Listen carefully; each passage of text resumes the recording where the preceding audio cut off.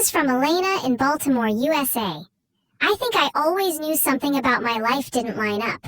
Even as a child, there was this constant feeling that I didn't belong, like my whole world was built on a secret no one wanted me to uncover.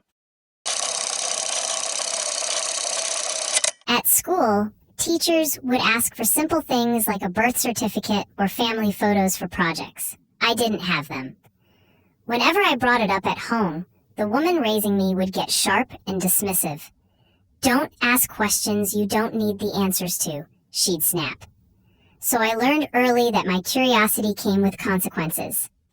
I couldn't call her mom. That word didn't feel right. She wasn't loving, not in the way other kids described their mothers. She was strict, cold, and always watching me, like I was something she needed to control, not care for. The house never felt safe. She kept me away from people. If a neighbor tried to be friendly, she would pull me back inside. If someone asked too many questions, suddenly we'd stop seeing them altogether. It was as if my entire existence had to stay hidden.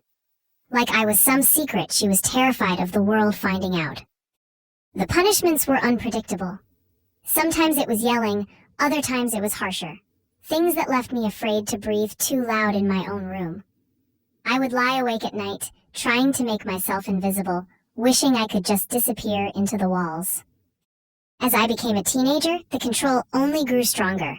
She dictated where I went, who I saw, and even what I thought about my future. It wasn't parenting, it was ownership. I didn't feel like a daughter. I felt like property.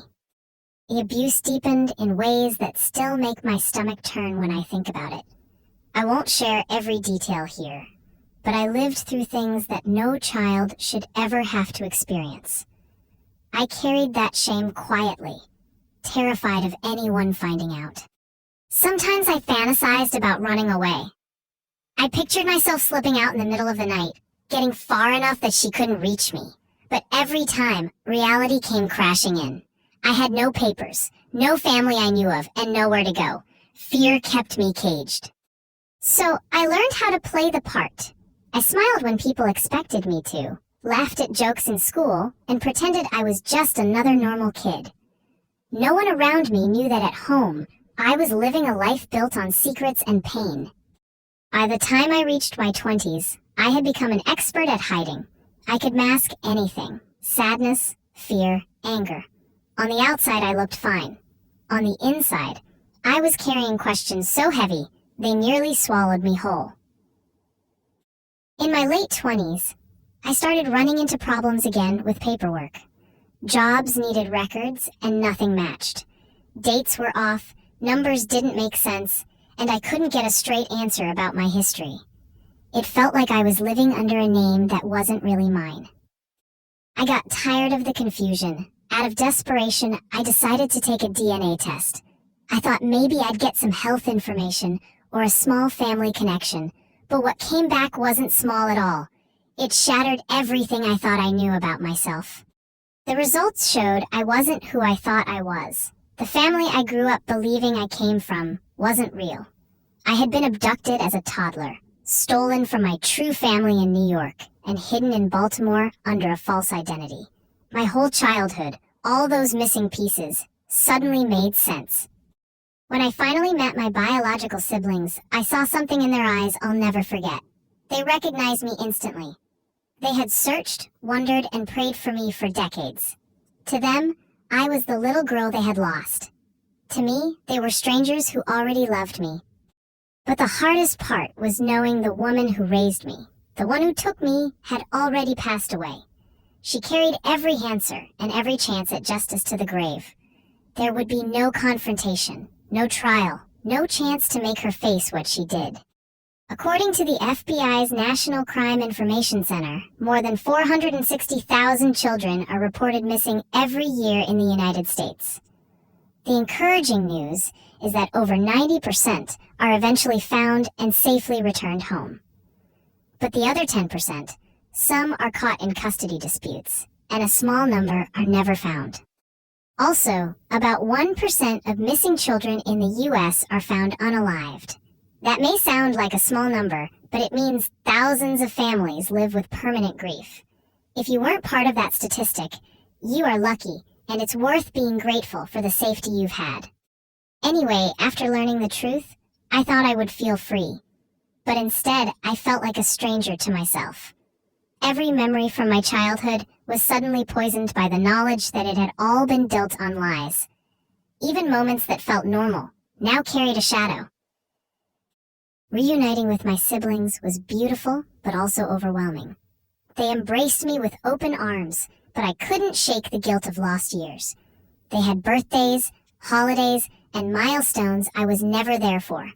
I felt joy, but I also felt like an outsider to my own family.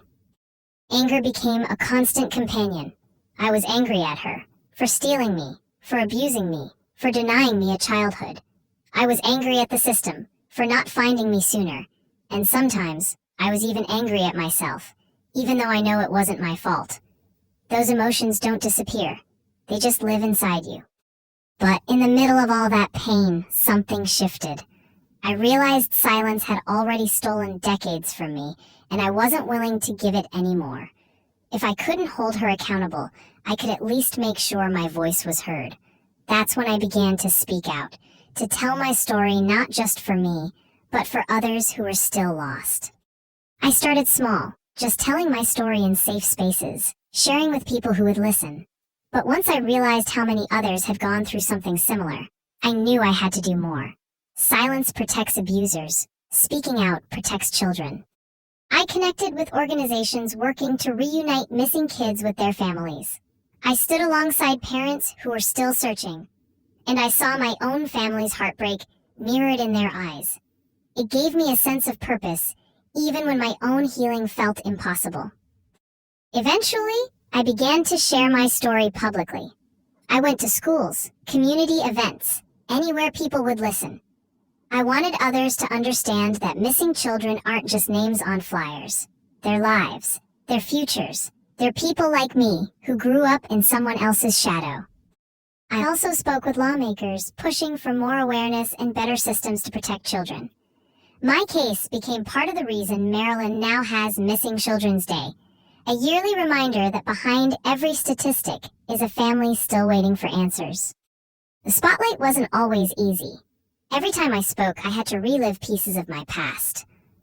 But I reminded myself that if my story could help even one child, or give one parent hope, then the pain was worth it.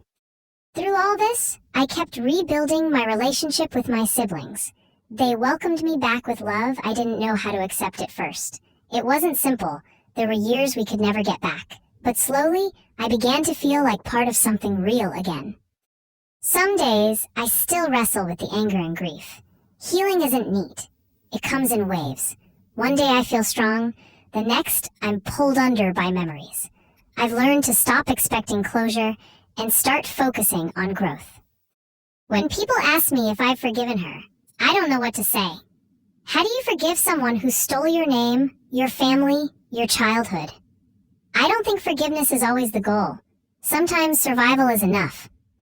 But I also know I am more than what was done to me. I am not just a victim. I'm a sister, an advocate, and a voice for the children who never got to speak. That's the identity I've chosen for myself. If you've made it this far, thank you for listening to my story. Not everyone grows up safe, and not everyone gets a second chance. If you have safety, hold it close and be grateful. And if this spoke to you, share your thoughts in the comments. And if you want to hear more real stories like this, please consider subscribing.